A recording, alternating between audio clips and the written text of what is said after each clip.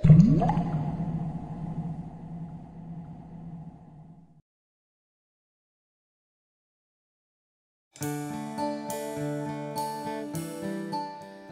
शेतकरी बांधवांनो, कसं काय, बरं आहे ना मित्रांनो? आपल्या गावामध्ये नेमका किती पाऊस पडतो हे मोजणं आज खूप गरजेचं झालं आहे। गावात पडलेला पाऊस हा मोजल्यामुळे आपल्या गावामध्ये नक्की किती पाणी साठा होऊ शकतो याचा आपल्याला अंदाज येतो आणि या अंदाजावरून लोकांच्यासाठी, जनावरांच्यासाठी पिण्याचे पाणी तसेच आपल्या पिकाला आवश्यक असलेल्या पाण्याचं नियोजन आपण अतिशय व्यवस्थित करू शकतो आणि हे नियोजन म्हणजेच गावाचं वॉटर बजेट। आता हे जर वॉटर बजेट करायचं असेल तर आपल्या गावात पडलेला पाऊस हा आपल्याला मोजायलाच हवा। पण हा पाऊस मोजायचा कसा? मित्रांनो, आपण वर्तमानपत्रात वाचतो तसेच टीव्हीवर पाहतो। या वर्षी कुठं 450 मिलीमीटर पाऊस पडला तर कुठं 750 मिलीमीटर पाऊस पडला। यावरून एवढं तर लक्षात येतं की हा पाऊस हा मिलीमीटरमध्ये मोजला जातो।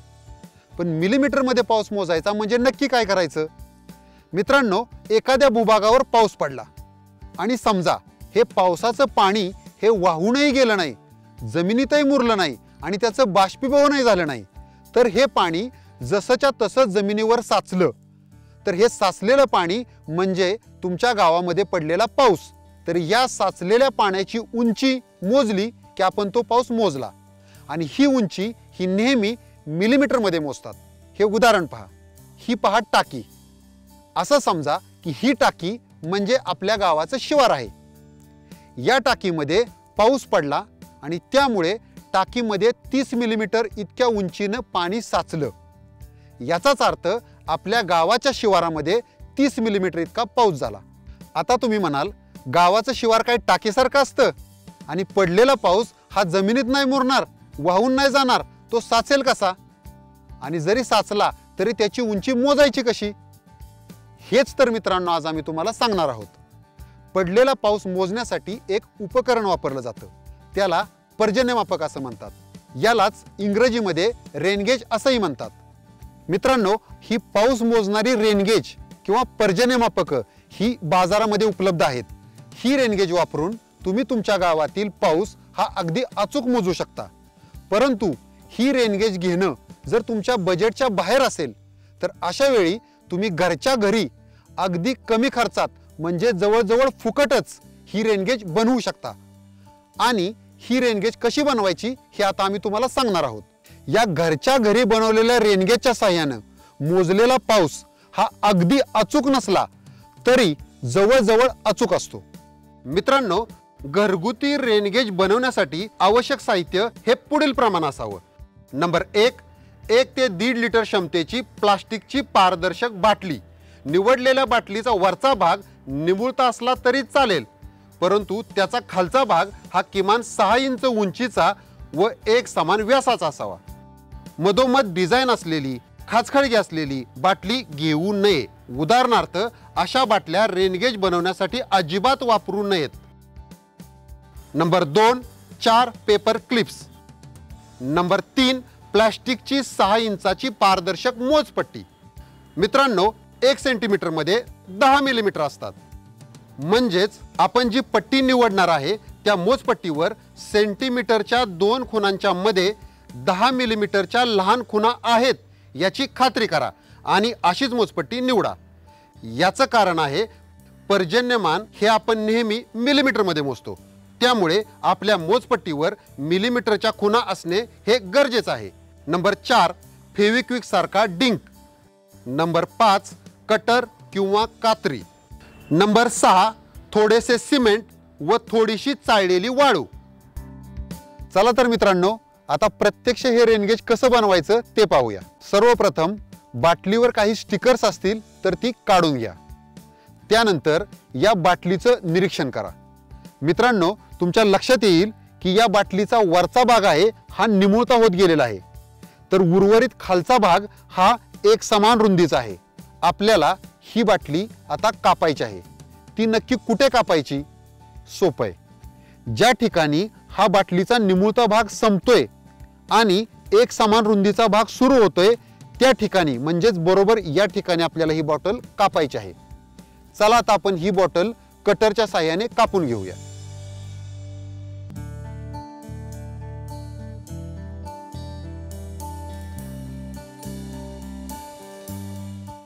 हा कापलेला निमुळता भाग हा फेकून देऊ नका, याचा आपल्याला नंतर वापर करायचा आहे। आता आपण हा जो कापलेला बाटलीचा खालचा भाग आहे त्याचं निरीक्षण करूया।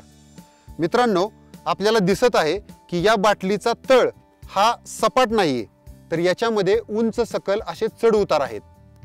साधारणपणे तुम्ही बाजारात अशा बाटल्या घ्यायला गेला तर त्या बाटल्यांचा तळही सपाट नसतो, तो आपल्याला सपाट करून घ्यावा लागतो। हा तळ सपाट कसा करायचा ते पाहूया। सर्वात सुरुवातीला सिमेंट घ्या, त्यामध्ये वाळू टाका आणि हे मिश्रण चांगल्या पद्धतीने मिक्स करून घ्या। त्यानंतर यामध्ये गरजे इतकं पाणी टाकून त्याचं एक मिश्रण म्हणजे स्लरी तयार करून घ्या। मित्रांनो, हे मिश्रण हे जास्त पातळही करू नका आणि जास्त घट्टही करू नका। हे मिश्रण बाटलीमध्ये कुठपर्यंत भरायचं? बाटलीच्या तळातील खाच खळगे पूर्ण भरून जातील आणि वरचा समान रुंदीचा भाग सुरू होईल बरोबर त्या ठिकाणापर्यंत। सिमेंटचे मिश्रण भरून झाल्यावर ही बाटली सपाट पृष्ठभागावर अशी दाखवल्याप्रमाणे हलकीच आपटा, जेणेकरून या बाटलीतील सिमेंटचं मिश्रण हे समपातळीत स्थिर होईल। सिमेंटचं मिश्रण हे बाटलीच्या तळामध्ये ओतताना जर त्याचे काही शिंतोडे बाटलीच्या आतील भागावर उडले तर ते पुसून घ्या।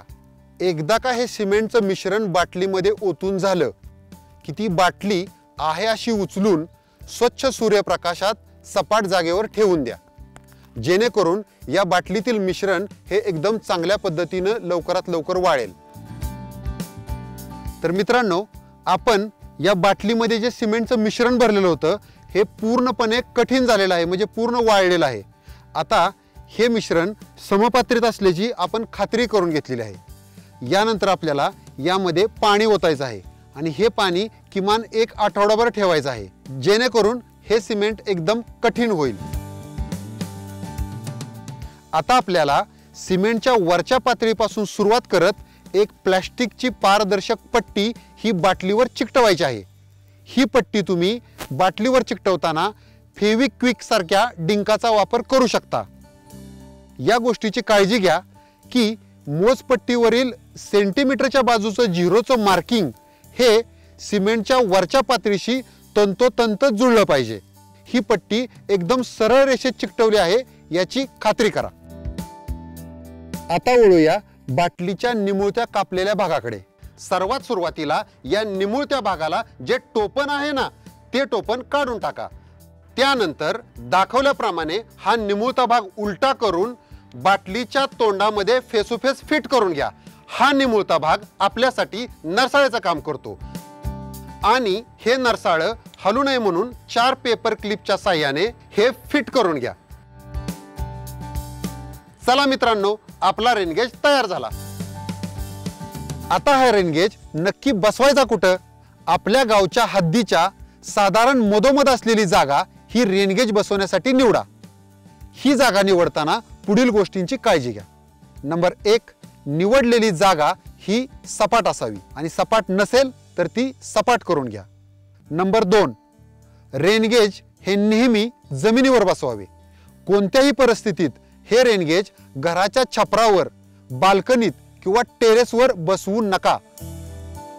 नंबर 3, रेनगेजसाठी निवडलेली जागा ही मोकळी असावी। या ठिकाणी उंच गवत, झाडे, इमारती, कंपाऊंड किंवा टॉवर यासारखे अडथळे नसावेत।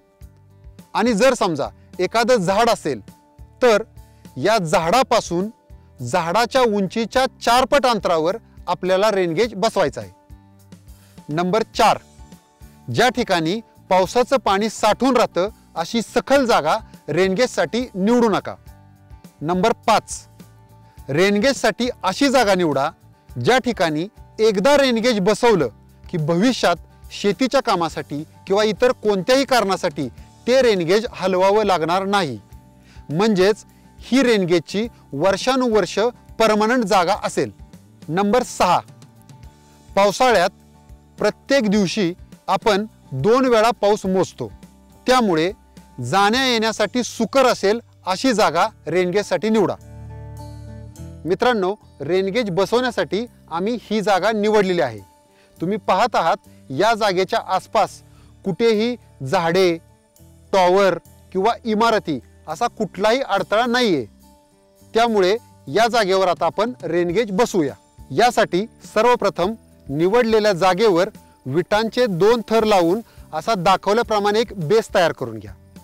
या बेसवर हे रेनगेज दाखवल्याप्रमाणे ठेवा आणि या रेनगेजच्या चारी बाजूने दाखवल्याप्रमाणे विटांचे थर द्या। कशासाठी? तर यामुळे आपला रेनगेज वाऱ्याने किंवा कुठल्या माणसाच्या धक्क्याने हा पडणार नाही। हे विटांचे थर देताना एक गोष्ट लक्षात ठेवा, ह्या विटांच्या थराची उंची ही रेनगेजच्या काठाच्या वरती जाऊ नये। जर वरती गेली तर येणाऱ्या पावसाला अडथळा निर्माण होऊन पावसाचे वाचन हे चुकीचे येईल। पाळीव प्राणी किंवा जंगली जनावरं यांच्यापासून आपल्या रेनगेजचं संरक्षण करण्यासाठी रेनगेजच्या चारही बाजूने 1.5 मीटर अंतर सोडून एक कुंपण तयार करून घ्या। या कुंपणाची उंची ही 6 इंच आणि त्याची रुंदी ही साधारण 1 ते 1.5 मीटर असावी। एकदा का कुंपण झालं की हे आपलं रेनगेज पाऊस मोजण्यासाठी तयार झालं। लक्षात ठेवा, ज्या दिवशी पाऊस पडेल त्या दिवशी दिवसातून 2 वेळा म्हणजेच सकाळी 8च्या सुमारास आणि संध्याकाळी 5च्या सुमारास असा 2 वेळा आपल्याला पाऊस मोजायचा आहे आणि त्याची नोंद रजिस्टरमध्ये करायची आहे। आणि या रजिस्टरचा नमुना हा असा असावा। रजिस्टरचं नीट निरीक्षण केल्यावर तुमच्या लक्षात येईल की या रजिस्टरमध्ये ज्या दिवशी पाऊस पडलेला आहे फक्त त्या दिवशीचीच नोंद घेतलेली आहे आणि ज्या दिवशी पाऊस पडलेला नाही त्या दिवशीच्या नोंदी रजिस्टरमध्ये घेण्याची गरज नाही। वर्षभरामध्ये पडलेल्या पावसाच्या ज्या नोंदी आपण रजिस्टरमध्ये घेतलेल्या आहेत या नोंदींची बेरीज करून आपण एकूण वर्षात आपल्या गावामध्ये किती पाऊस पडला याची नोंद घेऊ शकतो।